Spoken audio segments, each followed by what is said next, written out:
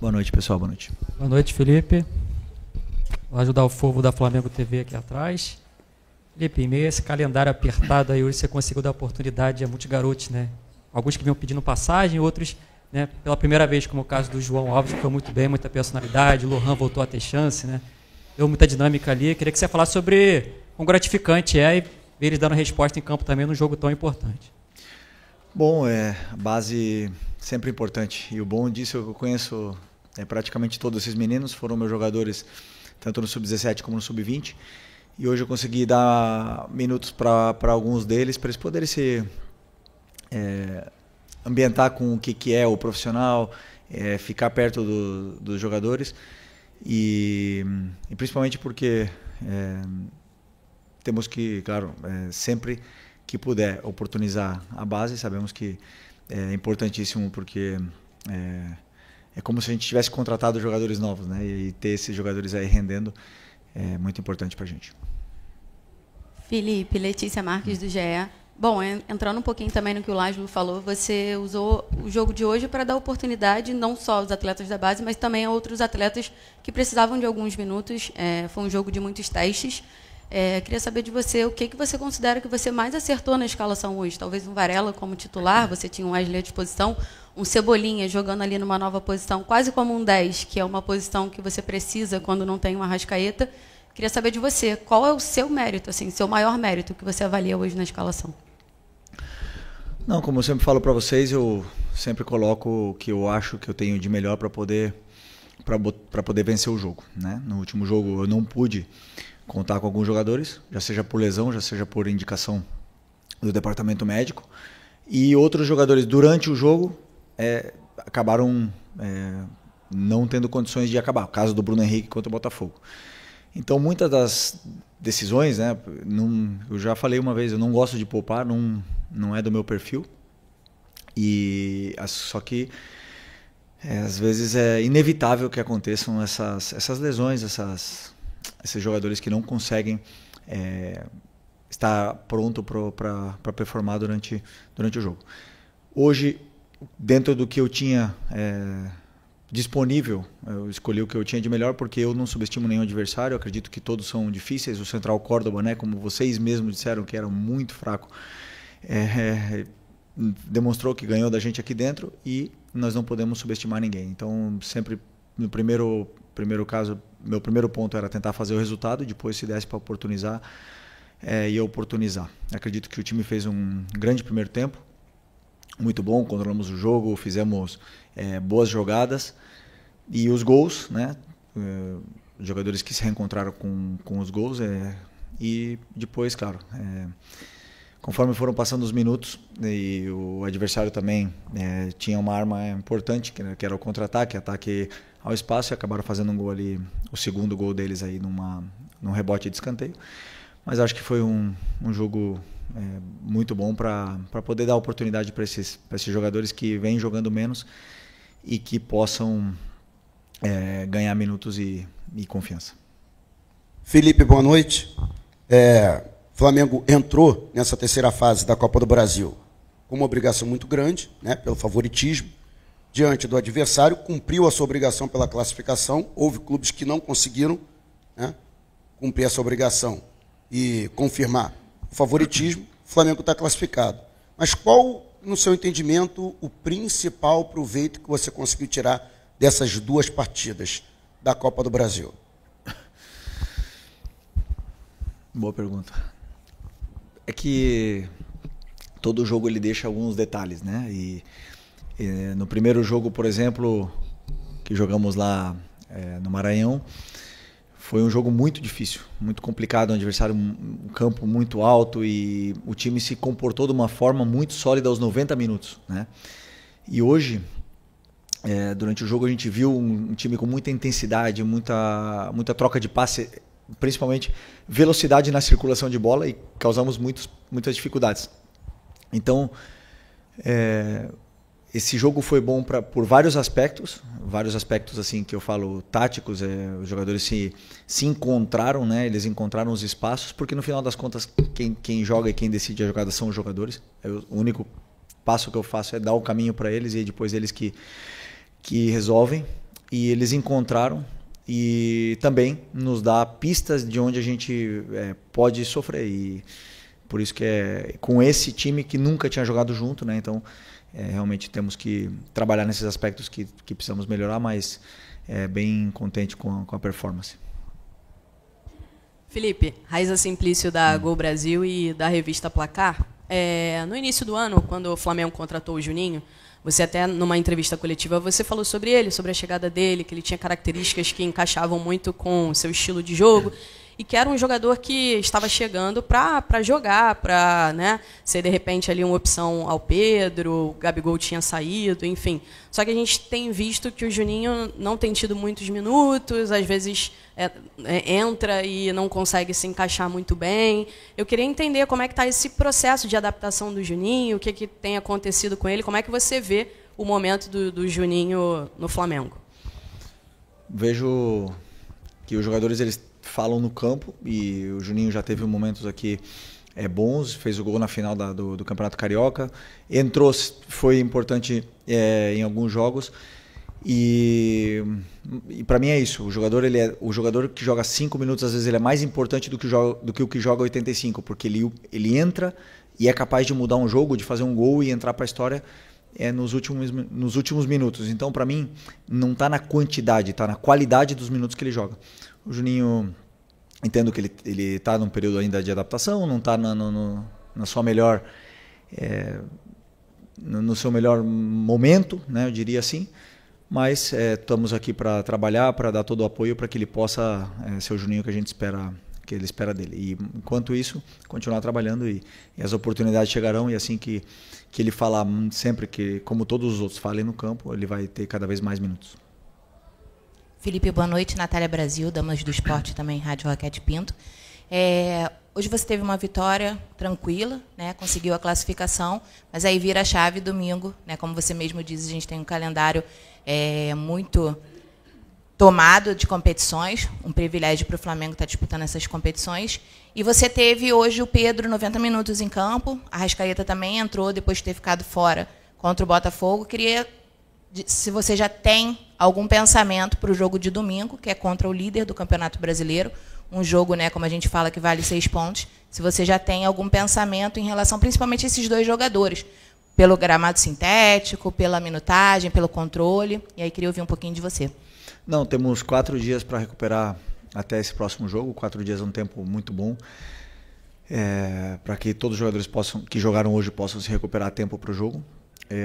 Não sei ainda, a partir de amanhã eu vou começar a estudar o Palmeiras, vou decidir o plano de jogo, que jogadores vão começar, e sei que os dois estão prontos se eu precisar para poder. O Arrasca, como eu falei, não tinha condições de jogo no domingo, e hoje sim, para poder continuar se condicionando, teve 20, 25 minutos para poder não se descondicionar e chegar em plena forma para o domingo, né? Então, são jogadores que, principalmente o Pedro veio de uma lesão muito extensa, mas que está cada vez mais pegando ritmo, entrando em forma e para poder ajudar os companheiros. Assim que eu decidir, eu vejo que jogador vai começar o jogo. Felipe, boa noite. Gabriel Reis, canal Paparazzo Rubro Negro, revista Placar. Vou fazer uma colinha aqui, rapidinho, te pedir perdão, que eu estou com umas informações aqui que eu queria te perguntar. O Luiz Araújo percorreu mais de 12,5 quilômetros com 26 sprints realizados e uma velocidade máxima de 33 km por hora. São recordes pessoais que alguns jogadores do Flamengo estão batendo na temporada. É o melhor índice dele no ano. O Alexandre e o Everton Araújo também atingiram recordes de distância e aceleração. Everton, Cebolinha e Pedro se destacaram por atingirem suas melhores marcas aí de velocidade e explosão na temporada. Você poderia fazer uma leitura sobre isso para a gente? E se você acredita que eles estão caminhando, mesmo com as lesões que o grupo está tendo, se você consegue perceber se seus jogadores já dando sinais de atingirem ali um ápice físico? Bom, lesões, por exemplo, Nico e Plata foram lesões de joelho, trauma, né? Ou mesmo alguma mecânica, assim, lesões articulares. Lesões foram agora do Eric e do Alan, né? O resto realmente muscular, estamos tendo sorte, entre aspas.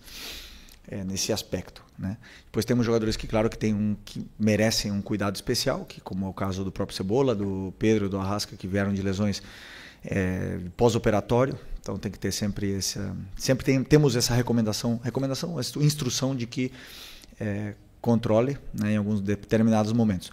Esses números que você falou me demonstram que o que eles podem dar, o que o time está preparado fisicamente. Mas não os números que eu gosto, porque se eles correram tanto, é porque o jogo não foi tão bom.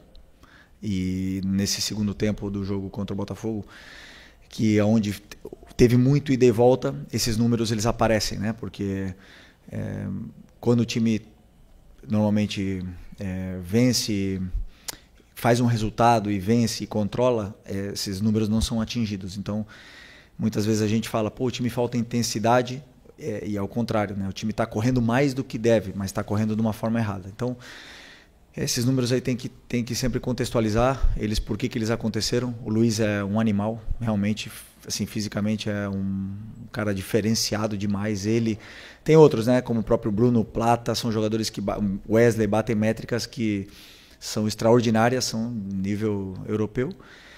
E por isso, então, são jogadores que aguentam esse tipo de jogo tão intenso, tão alto nível, em tanto ritmo nos 90 minutos. São jogadores que nível Flamengo. Então, por isso que aparecem nesses jogos assim que foram um pouco mais de ida e volta, mas que ao mesmo tempo levam um desgaste grande. Boa noite, Felipe. Léo José do Coluna do Fla. A colega que perguntou sobre o Pedro, vou insistir um pouquinho no assunto, porque nesse jogo agora contra o Palmeiras, a gente sabe que é o clássico do ano, o maior rival do Flamengo hoje, né, em termos de competição, e o Pedro é o Pedro, né? Então, queria saber se você já planeja um time do Flamengo, a escalação do Flamengo, já com o Pedro no time titular, ou você ainda vai fazer avaliação entre ele, Bruno Henrique ou algum outro? Não. Primeiro que eu não diria aqui, né? Mas quando eu sento e analiso e estudo o adversário, eu escolho o que eu acredito que é o melhor para a equipe.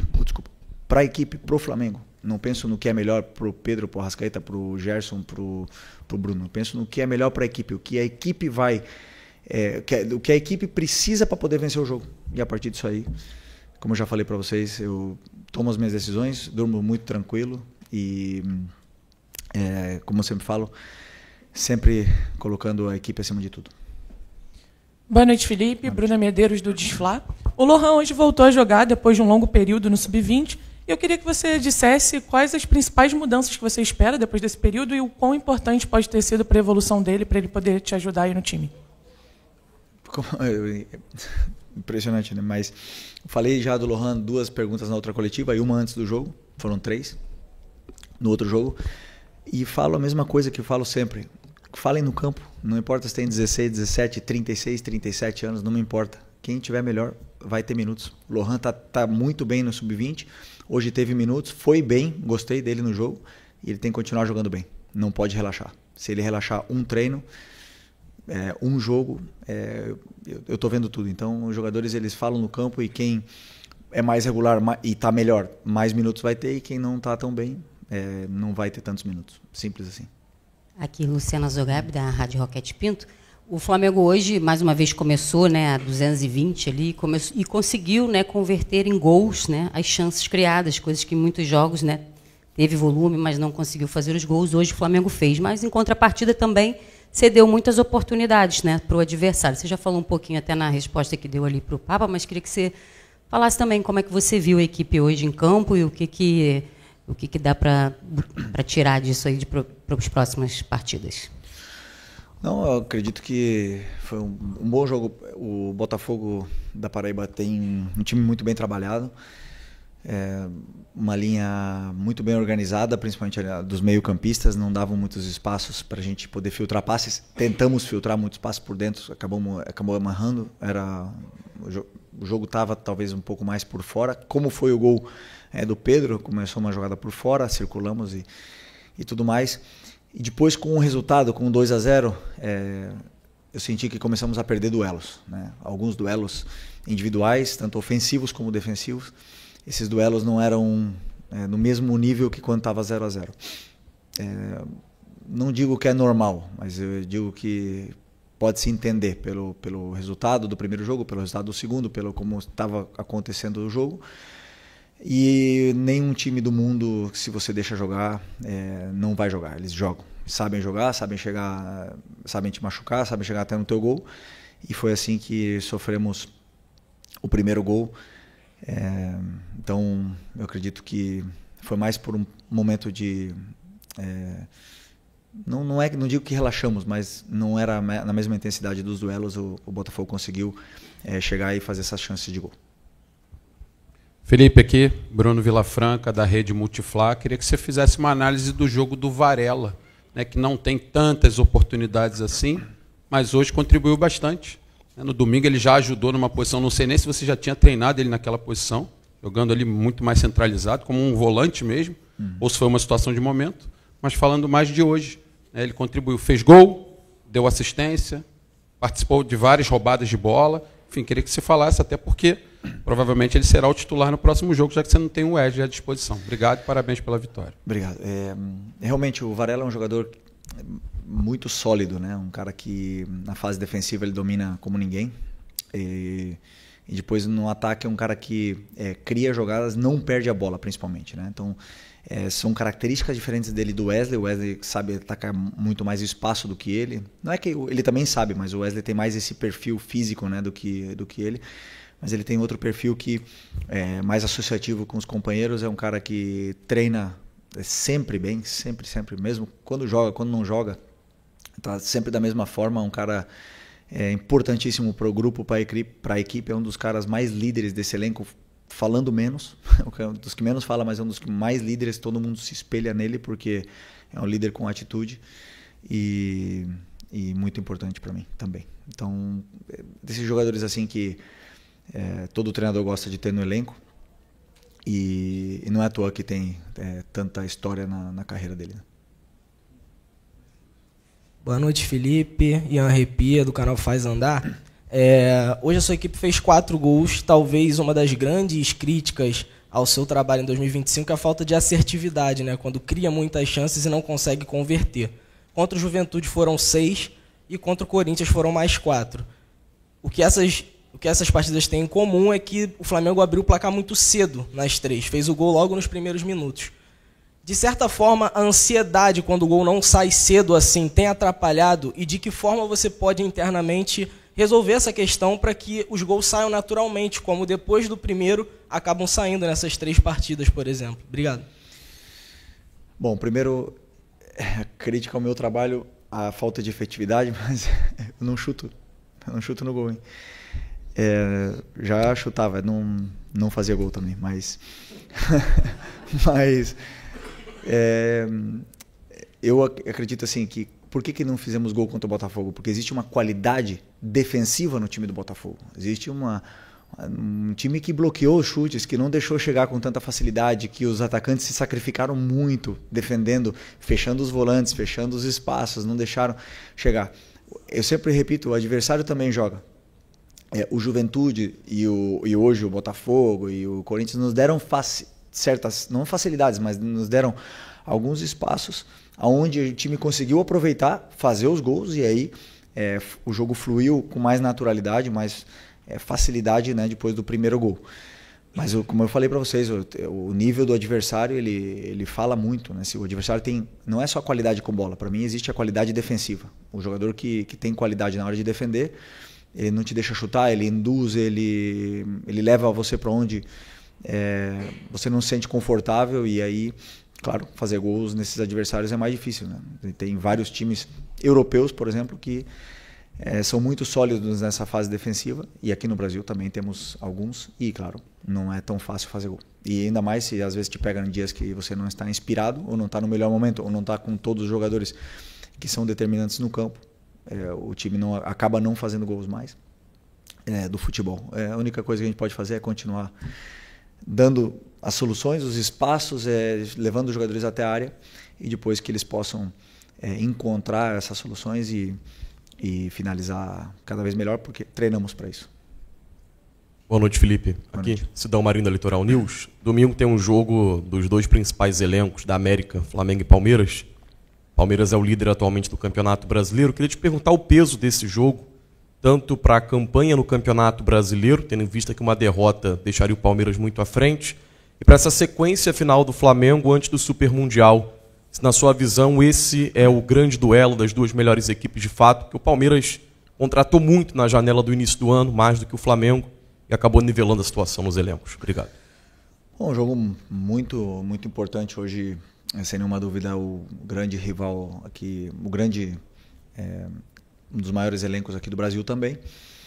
E temos um respeito muito grande um pelo outro, né? Então vai ser um grande jogo, vai ser um clássico moderno, né, do futebol brasileiro, onde esperamos ver um grande futebol.